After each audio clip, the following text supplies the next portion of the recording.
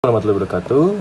Di sini kami dari kelompok 2 akan menjelaskan tentang RT4 yaitu packaging dengan anggota kelompok yaitu Arina Yosefira dengan NIM 241, Muhammad Arifin Rais 243, Gigi Fauzi 245, Hasdaq Ramdhani 246, Muhammad Faisal Satria 247, Ahmad Ijaz Sadiri 252, Sylvia Limpika 259, Nur Aisyah 263, Ali Rahmawati 265, Saskia Putri Brilian 266, dan Nur Lestari 269. Saya Sylvia Lempika dengan NIM 259. Di sini saya akan mempresentasikan fenomena atau masalah. Fenomena atau masalah, bahan kemasan non-biodegradable memiliki kelemahan signifikan yang dapat menimbulkan ancaman terhadap lingkungan karena tingkat emisi beracun yang lebih tinggi. Limbah ini menyumbang sebagian besar limbah padat di masyarakat. Dengan hal itu, terjadi peningkatan masalah keamanan lingkungan dan kesehatan serta kesadaran konsumen dan tuntutan akan makanan berkualitas dengan kemasan ramah lingkungan. Adapun tujuan dari penelitian ini adalah untuk mengembangkan kemasan dengan inovasi dimasukkannya agen antimikroba ke dalam film yang dapat dimakan berbasis biopolimer dan biogel yang aman dan bermutu. Ini ada kerangka pemikiran dimasukkannya agen antimikroba ke dalam film yang dapat dimakan berbasis biopolimer telah menjadi kemajuan yang signifikan dalam teknologi pengemasan makanan aktif.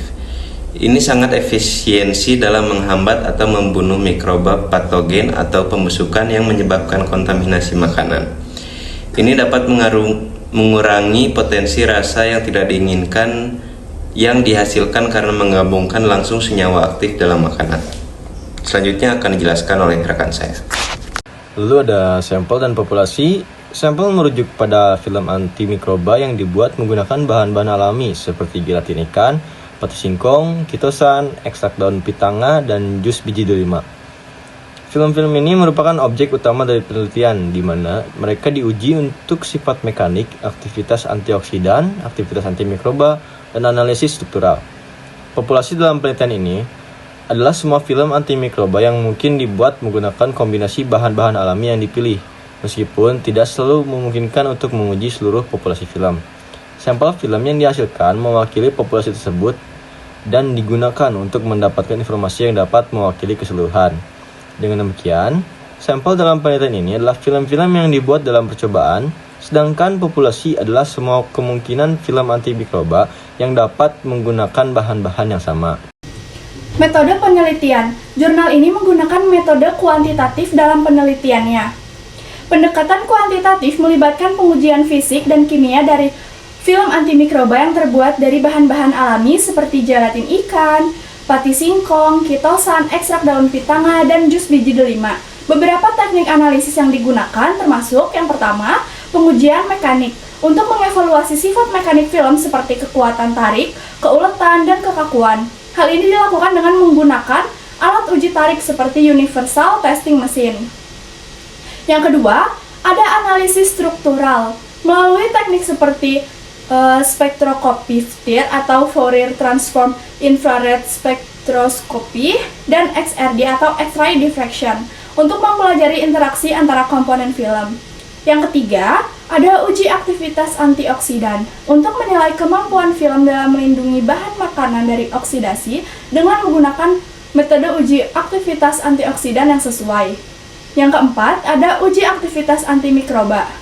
Dilakukan dengan menguji efektivitas film dalam menghambat pertumbuhan mikroorganisme patogen seperti S. aureus, Salmonella, Aspergillus flavus, dan Aspergillus parasiticus.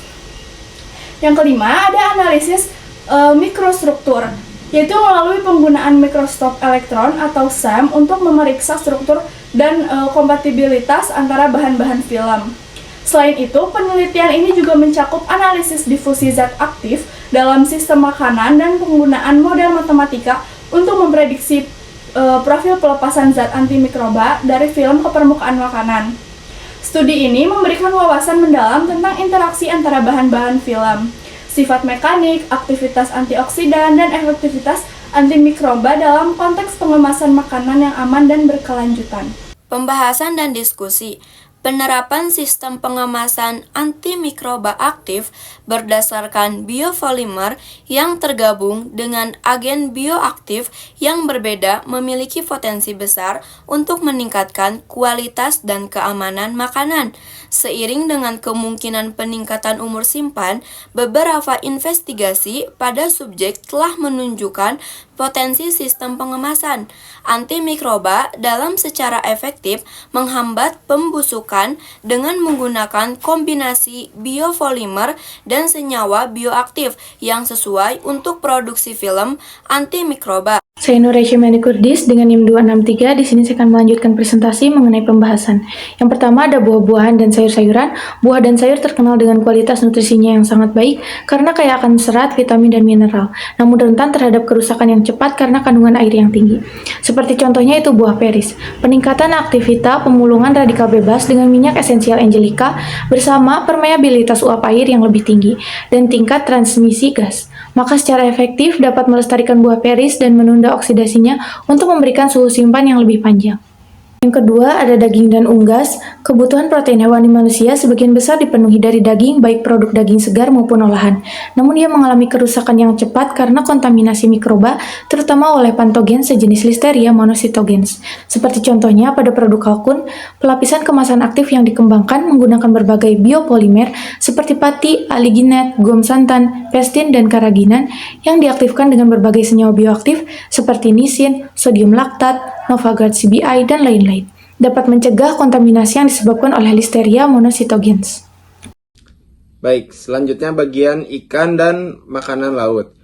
Kandungan lipid tinggi dalam ikan dan makanan laut menyebabkan dekomposisi cepat, kehilangan kelembapan, dan degradasi kimia serta sensorik.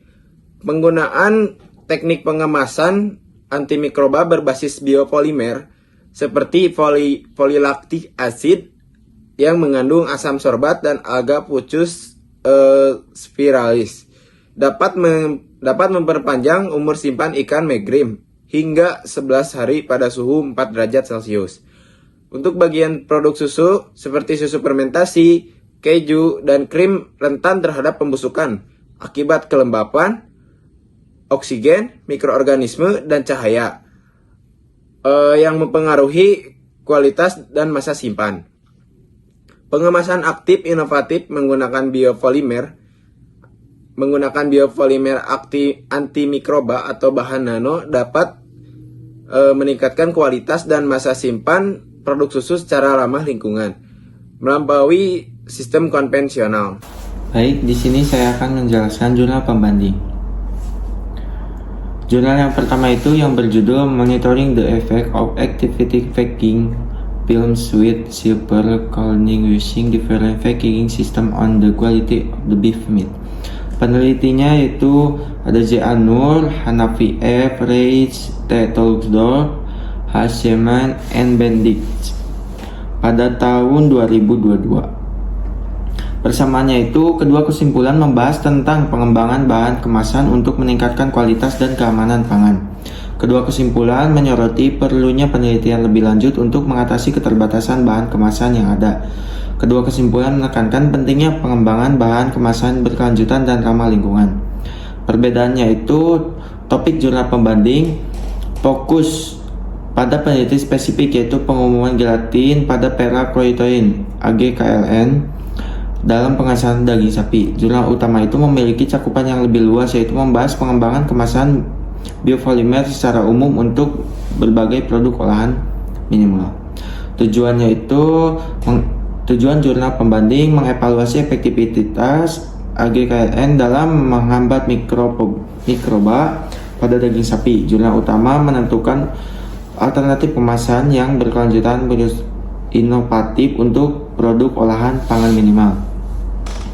Kesimpulannya, aplikasi gelatin dengan bahan aktif perakaolinate bahan dalam sistem pengemasan yang berbeda tidak memberikan pengaruh negatif pH dan warna sampel daging sapi hanya menunjukkan efek antimikroba yang terbatas.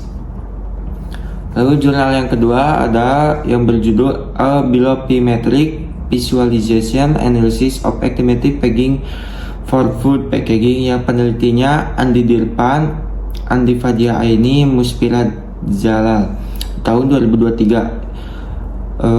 Jurnal yang ketiga ada Green Logistic Sustainable Development Concept of Logistic System and Circular Economy.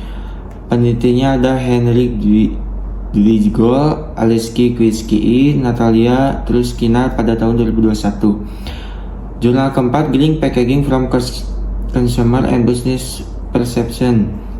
Penelitinya itu Gonzalo Vandesel, Maria Farah Marono, Alfredo Alci, Raul Banos pada tahun 2021. Jurnal kelima Packaging Attributes and Consumer Patronage of Milk Product. Penelitinya ada Edim Eka James, Inyang BC Inyang, and Wobodo Christiana Cukude, Jerome Entewis Emmanuel pada tahun 2023. Berikutnya, jurnal pembanding ke-6 dengan judul Application of CAD in Product Packaging Design Based on Green Concept. Peneliti Wei Yu dan Paradip Kumasinaik memiliki persamaan kedua jurnal, sama-sama membahas tentang kemasan produk yang mengedepankan kemajuan teknologi. Lalu perbedaannya, jurnal utama menganalisis skenario terkini dan penerapan film biodegradable antimikroba dalam industri pengemasan makanan sambil menyoroti investigasi peneliti yang sedang berlangsung mengenai penerapan nanoteknologi, sedangkan jurnal pembanding mengedepankan solusi terhadap fenomena label bidang setelah pemetaan 3 dimensi dan masalah transmisi data antar perangkat lunak yang berbeda dalam proses desain kemasan. Dengan kesimpulan, dalam jurnal pembanding dengan pendalaman dan mempopulerkan teknologi CAD di industri pengemasan, permintaan perangkat lunak CAD pengemasan kertas tidak hanya terbatas pada fungsi desain grafis sederhana, tetapi juga menerapkan pengetahuan desain pengemasan pada CAD agar lebih profesional dan memenuhi kebutuhan. Sedangkan jurnal utama, karena meningkatnya dan perluasan konsekuensial pasar produk makanan olahan mineral, efisiensi dan inovatif teknologi pengemasan telah menjadi bagian integral dari perkembangan ini. Kebijakan yang diterapkan untuk memastikan pengawetan dan perlindungan pangan. Tahun terbit 2021. Lalu yang ketujuh ada Recent Development in Intelligent Packaging System for Food Processing Industry Review. Peneliti Jitendra Kumar, Konala Akila Kirtiroj, Kitwar, tahun terbit 2021. Berikutnya nomor 8, Kinetic Change of Moisture Content and Lightness of Millet Rice During Storage in Plastic Packaging. Peneliti Tamrin, Philip Pratama, dan Priscilia Apriliana. Lalu ke-9 ada peran promosi eco-friendly packaging dalam harga dalam mempengaruhi keputusan pembelian pelanggan produk retail kopi susu. Penelitinya Budi Harto, Ponia Juliawati, Andina Dewi Jayanti, Tanti Widya Nurdiana, Yohanes Totok Suyoto, Joko Aryawan, Magdalena, dan Hendy Tanadi, tahun terbit 2022.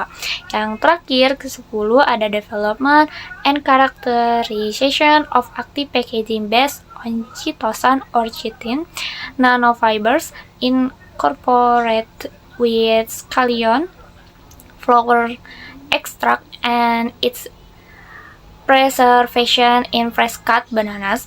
Peneliti Chan Xie, Fung Hiu Wang, Jin Chuan He, Wong Jie, Tang Hiu Li, Jing Chi Hu, Ying Xu Liu, dan Long Wei Jiang, tahun terbit 2023. Baik, nama saya Muhammad Faisal Satria, NIM 1247. Kali ini saya akan membacakan penutup atau kesimpulan. Dapat disimpulkan bahwa memegang peranan penting bagi suatu produk, bagaimana cara produk tersebut dilihat oleh orang lain, terutama dari kesan pertama yang diberikan, bagaimana kemasan tersebut dapat menunjukkan informasi penting bagi produk, dan bagaimana kemasan dapat meningkatkan minat beli dari konsumennya. Kemasan juga penting bagi suatu produk untuk melindungi dan menjaga produk itu sendiri. Dengan adanya inovasi dalam kemasan tersebut, maka dapat menambah nilai jual produk kepada konsumen teknologi pengemasan yang diamati secara keseluruhan dan dapat meningkatkan kualitas produk itu sendiri.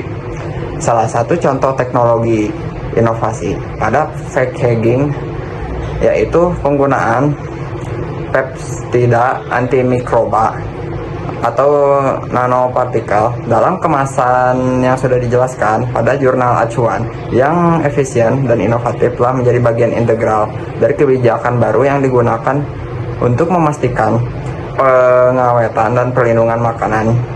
Penggunaan peptisida antimikroba atau nanopartikel dalam kemasan tidak hanya